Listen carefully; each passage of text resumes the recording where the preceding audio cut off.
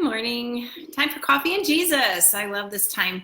Missed yesterday. I had Levi, and the little guy was just not cooperating enough for me to be quiet long enough to do this. So we're a day behind, but that's okay. He was worth it. So today we are in Matthew chapter 8, and I'm going to read the whole chapter. It's a little bit long. I'm going to get right to it. This starts with a great story when Jesus heals a man who had leprosy. That's pretty cool. Okay.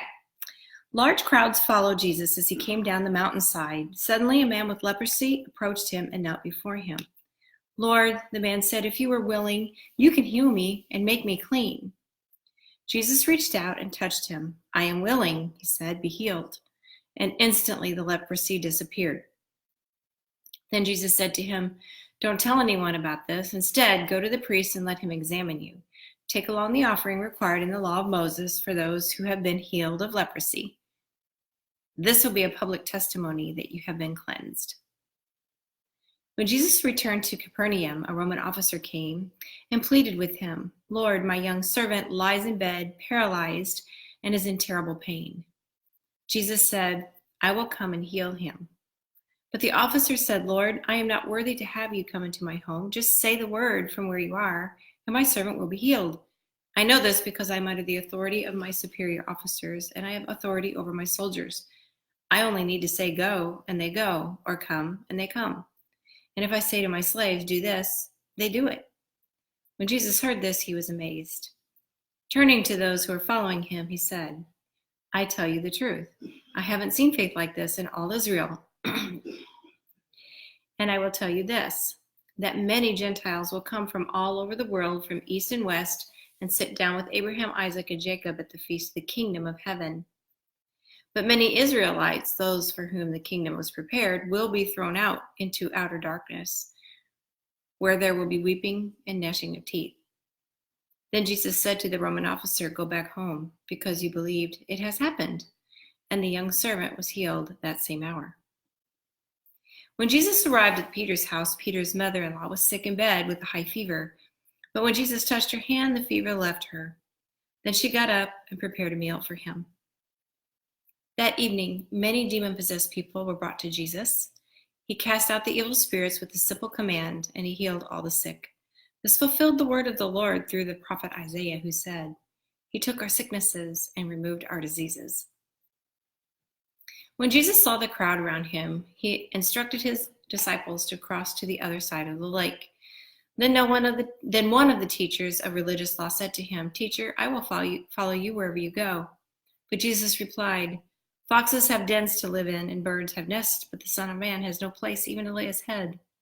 Another of his disciples said, Lord, first let me return home and bury my father. But Jesus told him, Follow me now. Let the spiritually dead bury their own dead. Then Jesus got into the boat and started across the lake with his disciples. Suddenly, a fierce storm struck the lake, the waves breaking into the boat. But Jesus was sleeping. The disciples went and woke him up, shouting, Lord, save us, we're going to drown. Jesus responded, Why are you afraid? You have so little faith. Then he got up and rebuked the wind and waves, and suddenly there was a great calm. The disciples were amazed. Who is this man? They asked. Even the winds and waves obey him. When Jesus arrived on the other side of the lake in the region of the Gadarenes, 2 men were possessed by demons met him. They came out of the tombs and were so violent that no one could go through that area.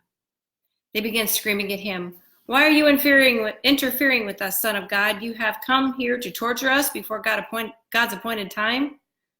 They knew who he was. I think that's cool. There happened to be a large herd of pigs feeding in the distance, so the demons begged, If you cast us out, send us into that herd of pigs. All right, go, Jesus commanded them. The demons came out of the men and entered the pigs, and the whole herd plunged down the steep side. Okay, I accidentally hit the... Okay, sorry. I'm going to go back to verse 32. All right, go, Jesus commanded them. So the demons came out of the men and entered the pigs, and the whole herd plunged down the hillside into the lake and drowned in the water. The herdsmen fled to the nearby town, telling everyone what happened to the demon-possessed men. Then the entire town came out to meet Jesus, but they begged him to go away and leave them alone. there's so much there in that. A lot of things, a lot of questions come up, I think, with a lot of the things that are said in here, like when he told the man who he healed with leprosy to go and not tell anyone. When there